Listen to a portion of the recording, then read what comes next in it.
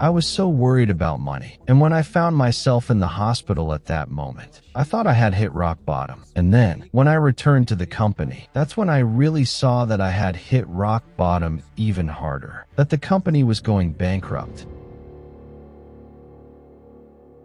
I worked for a company, a multinational, and then I had the idea to open a motorcycle shop. It was my dream to never work for anyone again. So I opened this store. With practically no capital. I opened the store with a motorcycle when I inaugurated it. And then I started buying a motorcycle here, selling another motorcycle. And time just passed. After a while, 2, 3, for months, I already had 10 motorcycles, selling and buying. I started selling a lot, buying and selling. And with that, what did I end up forgetting? I started losing time with my family. I have children, so I no longer had time for my family. I only cared about making money, worried about tomorrow. Sometimes, it would be 10 or 11 o'clock at night, and I would tell my wife, "You can go to sleep, honey, because I'm not going to sleep now." I was just thinking, everything I was gaining in terms of value, I was losing in terms of my family. So, I ended up, let's say, forgetting about the family side, thinking only about the monetary aspect of the money. And then, the pandemic came, which is when I also made a lot of money, but I lost faith in it. I even told the employees, saying, "This isn't a disease. It's nothing." And then I caught COVID. I didn't take care of myself. My wife had caught it. I didn't take care of myself. When I realized it, I was hospitalized and had 75% of my lungs compromised and was intubated.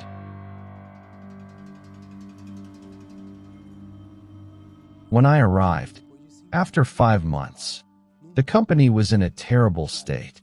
All the money was gone. There were debts, and I couldn't pay them because the debts were large.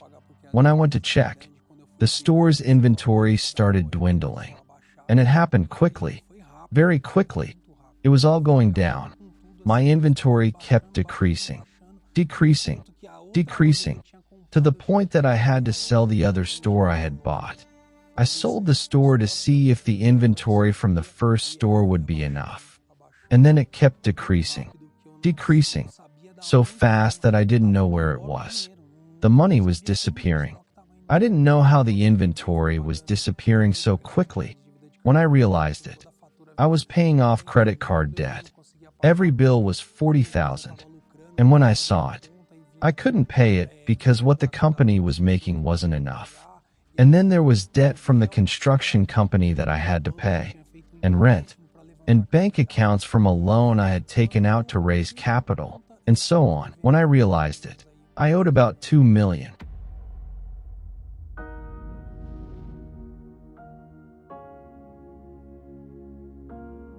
And when I arrived at the church, with a very high debt, I was presented with a faith that solved that problem. And so I went into that, trying to solve my financial problem, which was what? How was I going to pay the debts? Until then, I was giving my faithfulness in the way I thought it was. I would say, this month this won't be enough because I have to pay this. So I can't take it out.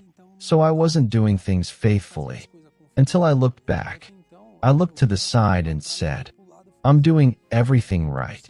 And look, I'm losing more and more. Now I saw the big store. My store. The store I have. It fits about 60 or 70 motorcycles. I had 10 motorcycles to sell. So I said, no, I'm doing something wrong. That's when I understood what. I was giving things to God. And God owns the gold and silver. He doesn't need money. That's when I understood the word that first I had to have him within me, and then all other things would be added. So that's when I made a vow at the altar to completely surrender my life. Because until then, Renato thought he was giving money, monetary value, but he wasn't surrendering his life. He was thinking about doing things that didn't add value, giving them to God. You understand?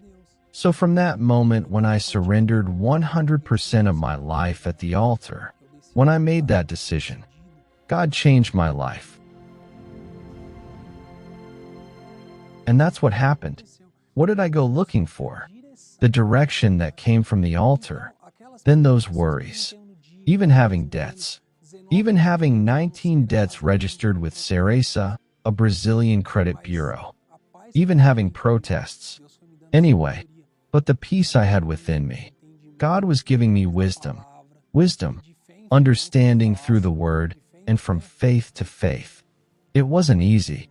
From faith to faith, I kept working. I was afraid to answer my cell phone. God told me, answer your cell phone. I answered the phone. I paid off debts. I paid off debts of $800,000 for $28,000. To his honor and glory today, I have paid off all the debts. Today I have 3 stores. Last year I opened another store, and today I no longer suffer from what I used to suffer. Today I have God in my life. Today He is the one who guides my life.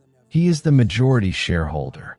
I am only the managing partner of my company, and today I sleep. Today I spend time with my family. Today my priority is to be in His house, honoring Him, and today the most important thing is who I am to Him.